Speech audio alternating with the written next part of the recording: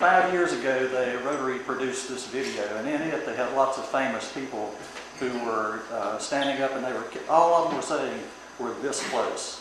We're this close to ending polio." At that time, there were 22 wild polio cases in the world. So, it was a small number, and we were literally that close. But at that time, there were still 4 countries in the world where polio was not eradicated.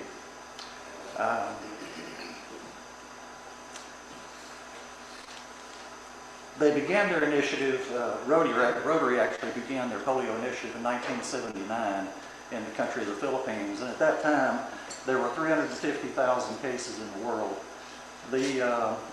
Actually, the World Health Organization started in 1988 with the Global Polio Eradication Initiative.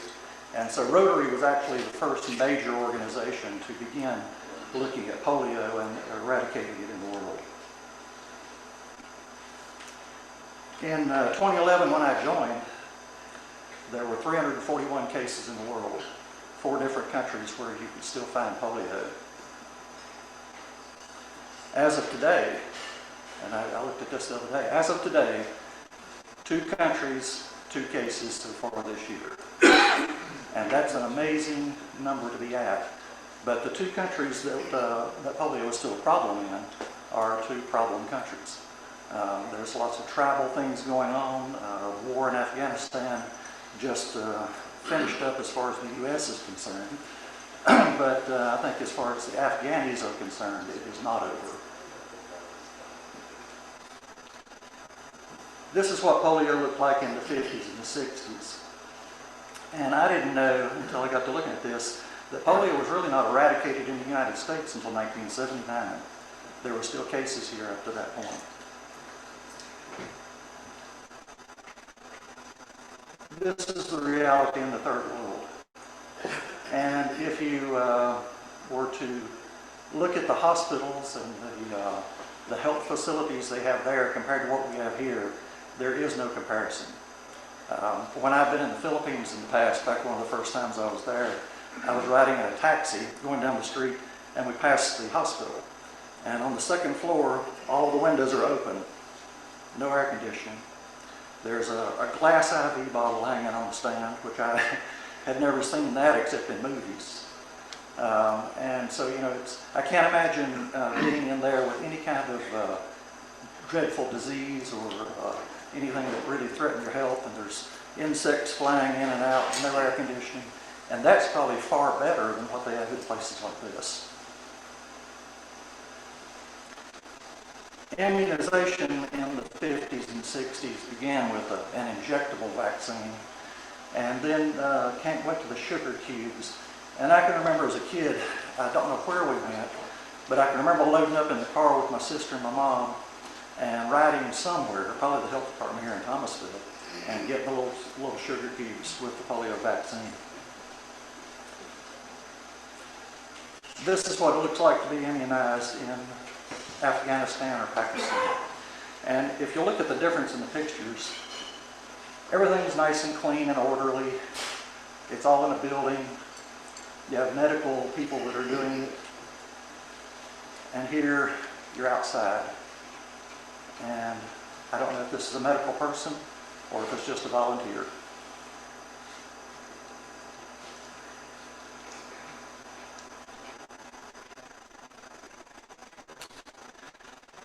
But one of the things that I think is really the truth of polio eradication is the cost to the frontline workers in these 2 countries. In the Rotarian magazine this month,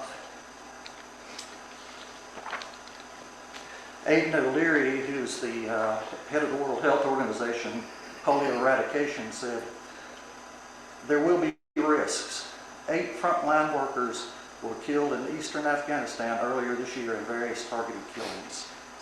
So there have been more people killed giving the vaccine than actually killed by the virus itself.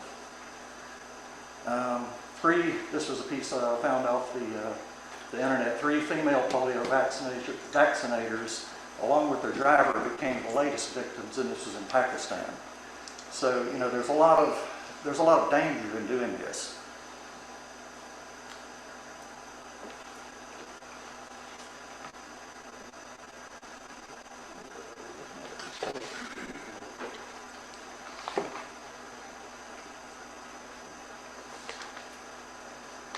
One thing that is a little bit hopeful, and we just have to take it for what it is, I guess. But the Taliban has denied being involved in the killings of the Afghan workers, and they've actually pledged that they will attempt to secure the safety for the volunteers as they're going into this year. In November, there's supposed to be an initiative where they're going to try to immunize 9 million children in 1 month in Afghanistan. And that's a tremendous number, and you can imagine all the volunteers that are involved in that.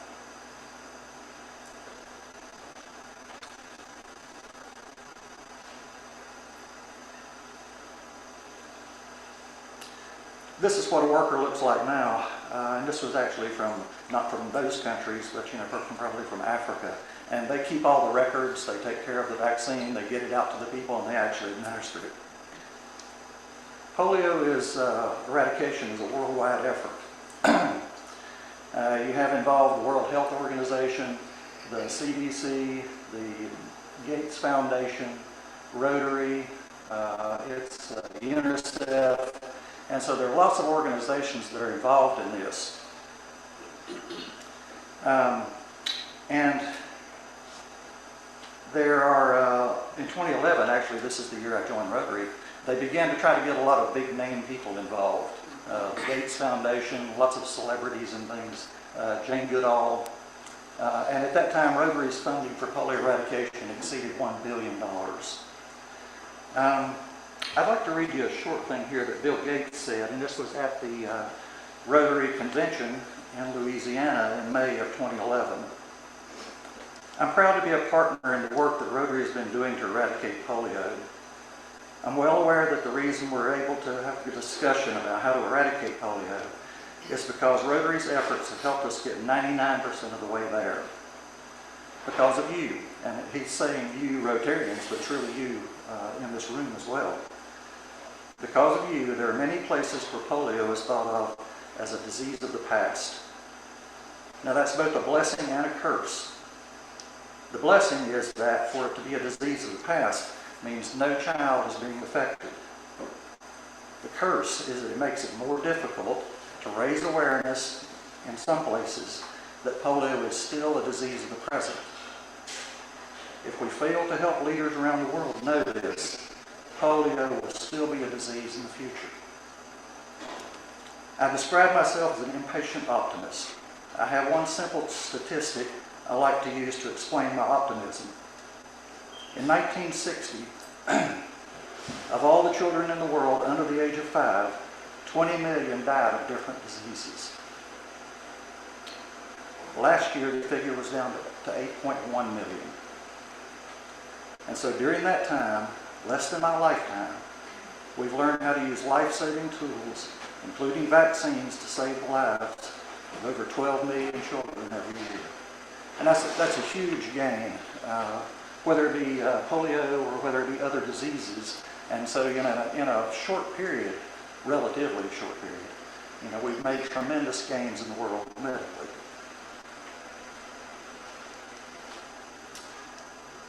These are some of the different magazine articles that Rotary was running, and it had the "We're This Close" thing. And I don't know about you, but I'm really tired of that. I'm tired of us being this close. I'm tired of almost winning. Who wants to be on a team that always almost wins? Phil.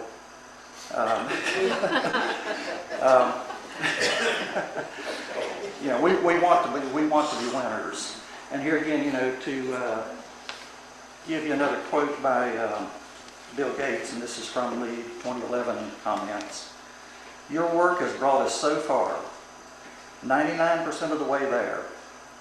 The last 1% will be the longest, hardest 1%. It'll require more work and commitment than ever before, but I'm 100% convinced that this fight is winnable. We've never stopped at 99% before. And I think, that's where we are as Rotary right now, and that's where this initiative is right now. It is literally that close, and so there's no reason that 2022 can't be the year where we have 0 cases in Afghanistan and Pakistan, and then 3 years later, that's how long they usually gauge a country to make sure that it's gone, polio would be eradicated in the world. And that would be such a big thing. When I started thinking about this, then I set Thomasville today as a site for the world's greatest meal.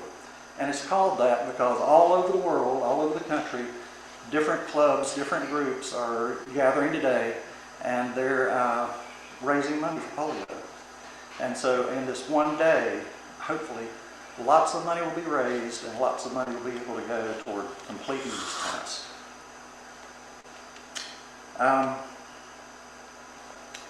And I don't like asking people for money. I've never liked doing that. But you know, today I won't be timid about that. I want your money. There's buckets on the table. You can put your folders or your clinkers in there. You can write checks. There's a piece of paper. You can write how much you want to pledge. Hope will bill you for it. You can go on Facebook and donate to one of the fundraisers that are there.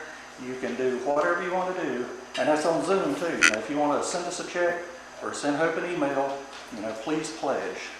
There's no reason this can't happen. And you know, something else to think about is to become part of what they call the Polio Plus initiative.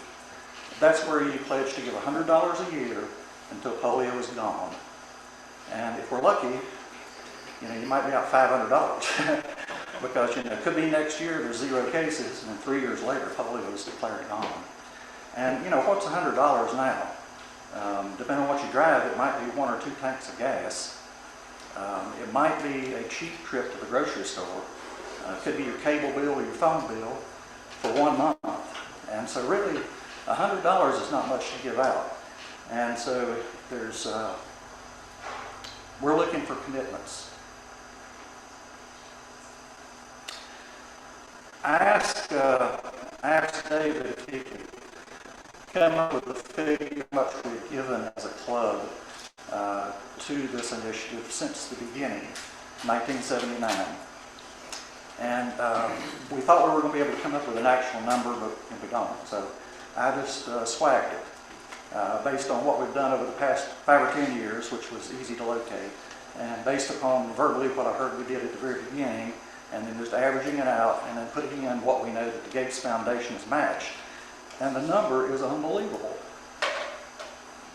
I think our club has given, with the matching funds, over $220,000. And at $3 a shot, which is what it is now, that's 74,000 people almost that their lives have been changed or saved because of this club. And that's 3 times the population of Thomasville. So I'd like to celebrate that. And so I want everybody to stand up and pat yourself on the back or pat your neighbor on the back and give yourself a big hand, because you know, you have literally saved lots of lives.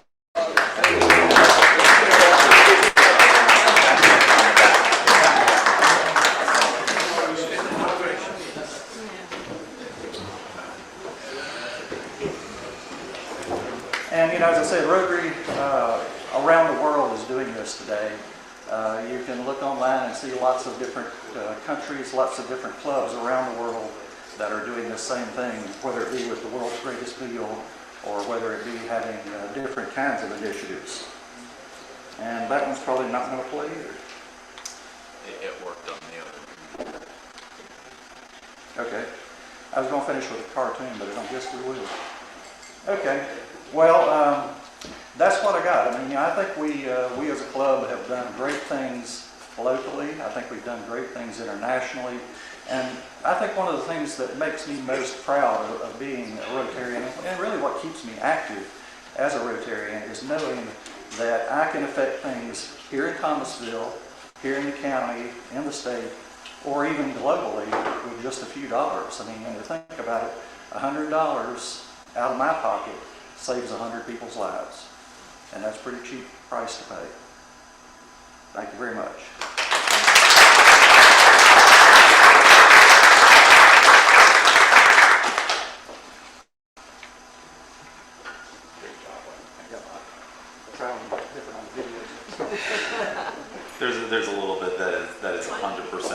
issue of getting from one computer to the next. But yeah, I know I have a question, so do you have a moment for questions?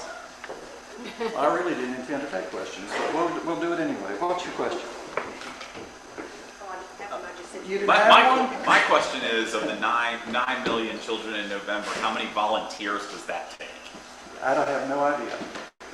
It would be a lot because I don't know if you paid any attention to the pictures that were scrolling, before or while we were eating, but you have a single worker and he's standing in the snow with a parent and their kid. And so, I mean, they're going to lots of different places and seeing one child, two children, whatever's in that village, that's what they're seeing. And so it's not like, they're all driving down to Kabul to get a vaccination. How long do you think it'll take them to do it? They're saying 1 month. That's not, yeah. And it's doable because there have been cases where in Brazil, I think they immunized like 10 million kids in one day. So, with the right number of people and the right circumstances, you can do it.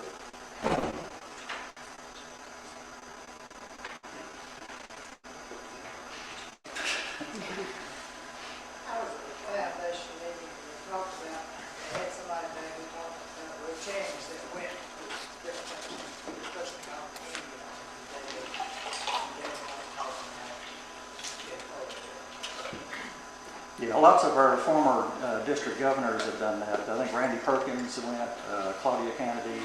I don't know, that's the two that popped to mind, but I know a lot of Rotarians do volunteer to go to other countries and be part of the immunizations.